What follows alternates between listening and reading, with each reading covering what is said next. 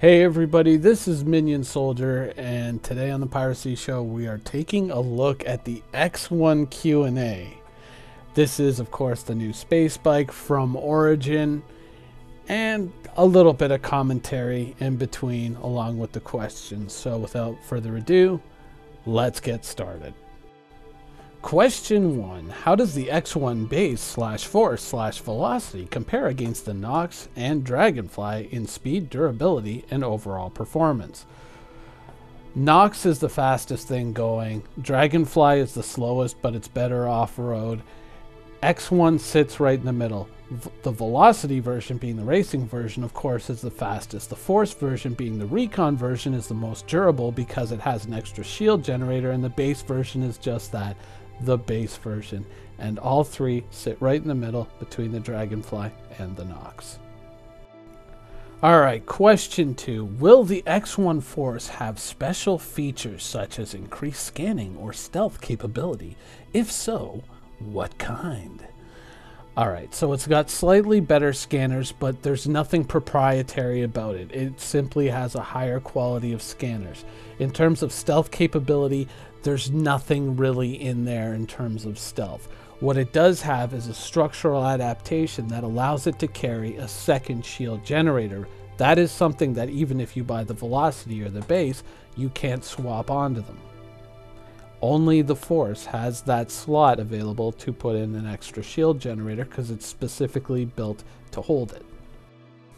Question 3. How does a person get into and out of the X1? Insert video here.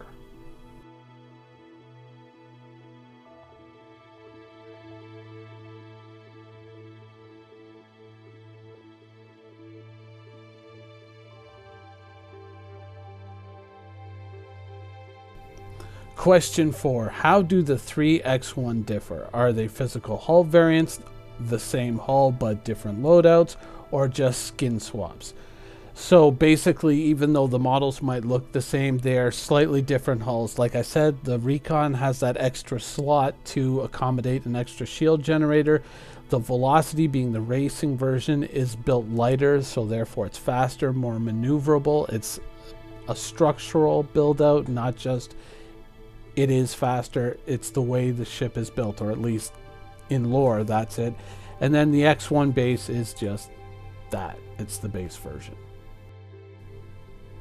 Alright, question 5. Is there an advantage to having an Origin X1 baseline over the Velocity or the Force? Why would anyone want to use the base model? Well, it depends on what you're going to use it for.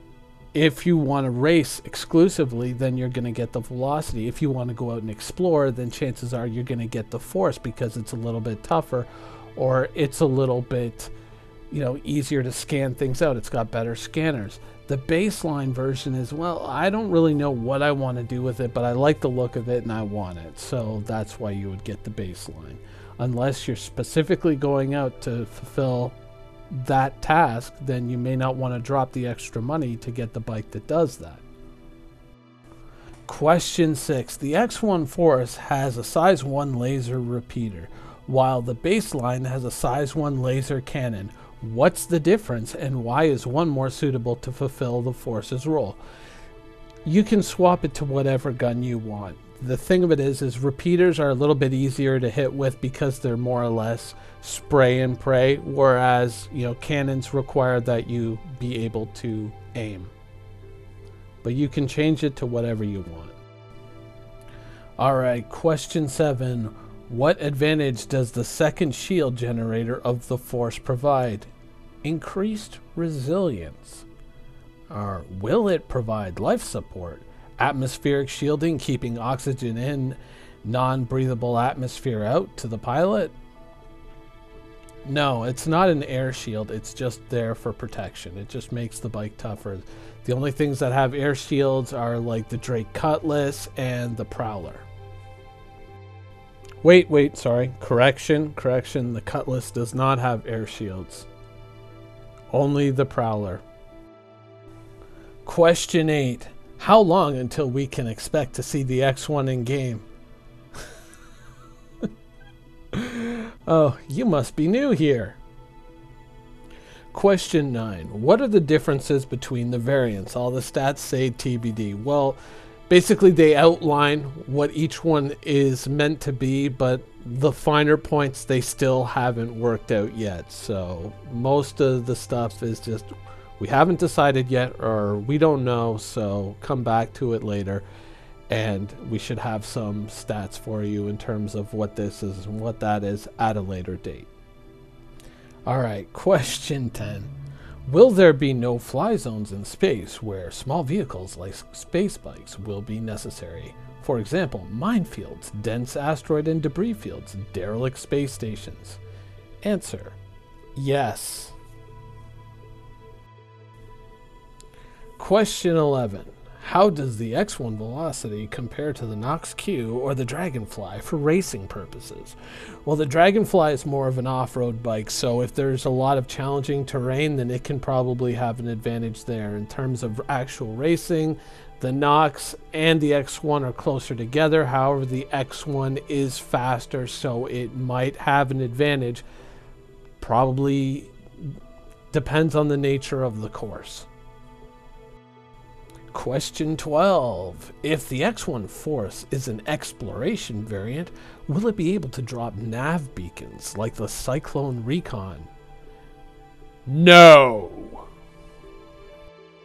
Alright, question 13. Is this apartment in the background going to be for sale? Never mind. Question 14. How well will the X1 fare in pizza delivery? Question 15. Can it hold any cargo? No. All right, question 16. Why is the X1 twice as heavy as the other similarly sized bikes, 1,000 versus 2,000 kilograms? Does it have larger components, like a bigger power plant or bigger main thruster? Answer: the ship stats, as presented on the stats page, are wrong. Yeah. I thought so too. And finally, question 17. Can the X1 base be upgraded through components to any of the other two superior models? No. No, they are entirely exclusive to one another. The racing version is built lighter, so it's faster, more nimble. The Recon version is specially built out so it can accommodate a second shield generator. And the baseline version is just simply that, baseline. So, no, you can't. Anyways, that's the X1. So, final thoughts on the X1, at least as far as we know this bike at this point in the game. The Force X1 kind of represents, I think, the high point of the three. That's the most interesting to me. Dual shield generators, very interesting, but it still only has the one gun. But if your emphasis is on trying to escape, going out, scanning things out, and then in case things turn hot, getting away, having that little extra resilience might help. But, I would still, I don't know. I guess it would depend on the terrain, because if you're at a point where, say, a Nox can run you down if you're trying to escape, then what's the value of this having only one gun? It kind of, to me, it seems like the most useful for what I would want to do with the bike. But at the same time, I would look at the Nox and I would look at the Dragonfly and I would simply say, those are better bikes. The Nox for just flat out speed, and it's more heavily armed. The Dragonfly, not so much fast, but better off-road, equally as armed as the Nox, and it also can carry just a little bit of cargo. So, I mean, there's good steps with the X1. There are things that I like. The emphasis on viewable area, on the pilot being able to see what they're doing.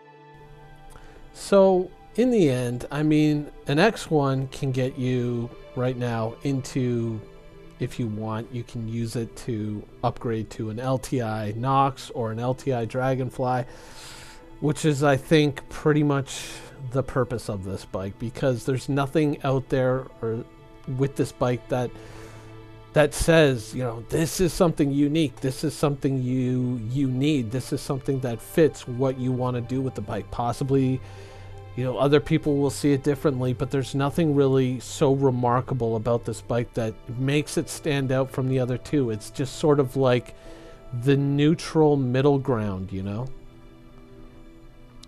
So, I mean, I can see definitely the value of the Force version. I can see the value of the Recon version, and I think that is the one that stands out the most to me. That is the one that I would probably more likely go for if I didn't already have another one.